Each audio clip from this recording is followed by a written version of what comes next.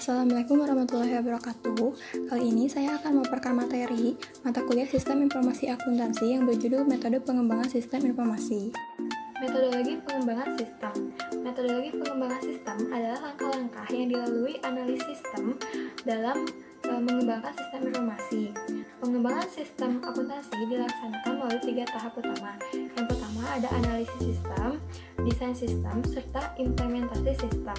Analisis sistem dibedakan menjadi 4 tahap, yaitu yang pertama ada analisis pendahuluan, penyusunan usulan pelaksanaan analisis sistem, pelaksanaan analisis sistem, serta penyusunan laporan hasil analisis sistem. Nah, analisis pendahuluan ini misalnya, jika perusahaan memiliki Departemen Sistem Informasi, pekerjaan pengembangan sistem akuntansi dalam perusahaan tersebut umumnya didahului dengan diterimanya permintaan jasa pengembangan sistem informasi dari pemakai informasi kepada analis sistem dalam departemen tersebut. Nah, permintaan jasa tersebut dituangkan dalam surat permintaan jasa pengembangan sistem informasi dan berisi penjelasan ringkas luas pekerjaan, hasil yang diinginkan, serta jangka waktu penyelesaian pekerjaan. Berdasarkan surat permintaan jasa pengembangan sistem informasi tersebut, analis sistem kemudian melakukan analisis pendahuluan atau preliminary analisis untuk kepentingan pembuatan usulan pelaksanaan analisis sistem.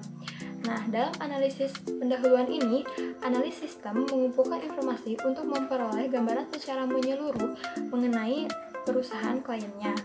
Nah, analis sistem ini harus membuat worksheet atau checksheet untuk mengumpulkan informasi yang dikumpulkan dalam analisis pendahuluan tersebut. Yang kedua ada penyusunan usulan pelaksanaan analisis sistem. Pelaksanaan analisis sistem direncanakan oleh analis sistem dalam suatu dokumen tertulis yang disebut dengan usulan pelaksanaan analisis sistem. Nah, maksud dihasilkannya dokumen tersebut yaitu untuk mempertemukan pikiran pemakai informasi dengan analis sistem mengenai pekerjaan pengembangan sistem akuntansi yang akan dilaksanakan oleh analis sistem untuk memenuhi kebutuhan pemakai informasi. Lalu yang ketiga ada pelaksanaan analisis sistem. Yang pertama yaitu analisis laporan yang dihasilkan sistem sekarang dan menganalisis transaksi. Untuk setiap transaksi yang dilaksanakan perusahaan, analis sistem mengumpulkan informasi mengenai unit organisasi yang terkait dalam transaksi, formulir yang digunakan, sistem otorisasi dalam pelaksanaan transaksi, catatan akuntansi yang digunakan untuk mencatat transaksi, serta prosedur pelaksanaan transaksi. Sumber informasi dalam analisis sistem. Dalam analisis sistem, sumber informasi untuk pengembangan sistem akuntansi yaitu yang pertama ada sistem akuntansi yang sekarang digunakan. Yang kedua, sumber dari perusahaan lain. Yang ketiga, sumber-sumber dari luar. Nah, jarang sekali analis sistem mengembangkan sistem akuntansi yang sama sekali baru yang sebelumnya tidak dimiliki oleh perusahaan.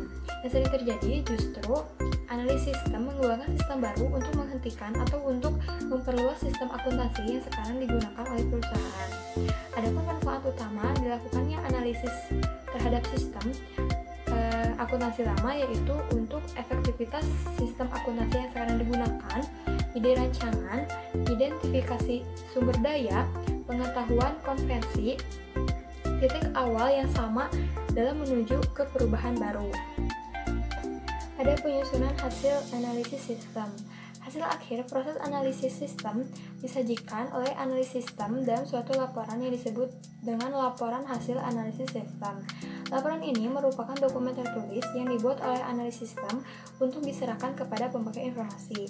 Laporan ini berisi temuan-temuan yang diperoleh analis sistem dalam analisis sistem. Lalu selanjutnya ada desain sistem. Desain adalah proses penerjemahan kebutuhan pemakai informasi ke dalam alternatif rancangan sistem informasi yang diajukan kepada pemakai informasi untuk dipertimbangkan. Tahap desain sistem ini dibagi menjadi beberapa tahap. Yang pertama yaitu ada desain sistem secara garis besar, ada penyusunan usulan desain sistem secara garis besar, lalu evaluasi sistem, penyusunan laporan final desain sistem secara garis besar, desain sistem secara rinci, serta penyusunan laporan final desain sistem secara rinci. Implementasi sistem. Implementasi adalah pendidikan dan pelatihan Pemakaian informasi, pelatihan dan koordinasi teknisi yang akan menjalankan sistem, pengujian sistem yang baru, dan pengubahan yang dilakukan untuk membuat sistem informasi yang telah dirancang menjadi dapat dilaksanakan secara operasional. Puncak segala kegiatan pengembangan dan perancangan sistem informasi adalah terletak pada tahap implementasi. Persiapan implementasi sistem. Implementasi sangat ditentukan oleh perencanaan yang dibuat untuk pelaksanaan implementasi sistem. Meskipun suatu sistem akuntansi telah dirancang dengan baik, namun sebagian besar pengembangan sistem ditentukan oleh bagaimana baiknya perencanaan implementasi sistem disusun dan dilaksanakan. Suatu sistem akuntansi yang tidak mampu memenuhi kebutuhan pemakai akan berdampak lama bagi pemakai, meskipun kekurangan-kekurangan tersebut dapat diatasi. Oleh karena itu, bagian yang penting dari laporan final implementasi sistem yaitu perencanaan implementasi sistem. Implementasi perlu dilakukan pendidikan dan pelatihan karyawan yang akan terkait dalam pelaksanaan sistem akuntansi. Pelatihan karyawan ditunjukkan kepada karyawan yang mengoperasikan sistem akuntansi. Ada simbol flowchart. Nah, simbol ini digunakan untuk menggambarkan semua jenis dokumen yang merupakan formulir yang digunakan untuk merekam data terjadinya suatu transaksi. Lalu, simbol yang ini merupakan simbol yang digunakan untuk menggambarkan dokumen asli dan tembusannya. Simbol yang digunakan untuk menggambarkan berbagai jenis dokumen yang digabungkan bersama di dalam satu paket. Nah, simbol seperti jajar genjang ini digunakan untuk menggambarkan catatan akuntansi yang digunakan untuk mencatat data yang direkam sebelumnya di dalam dokumen atau formulir. Simbol berbentuk lingkaran ini menggambarkan bagan alir arus dokumen dibuat mengalir dari atas ke bawah dan dari kiri ke kanan. Nah, simbol ini merupakan awal dan akhir arus dokumen yang berasal dari simbol penghubung halaman yang sama, yang bernomor seperti yang tercantum di dalam simbol tersebut. Nah, terdapat simbol seperti trapesium terbalik yang dimana menggambarkan kegiatan manual seperti menerima order dari pembeli, mengisi formulir, dan memeriksa berbagai jenis kegiatan. Lalu, simbol ini memungkinkan ahli sistem menambahkan keterangan untuk memperjelas pesan yang disampaikan dalam bagan alir. Lalu, ada simbol seperti segitiga terbalik yang dimana menunjukkan tempat penyimpanan dokumen seperti lemari arsip dan kotak arsip.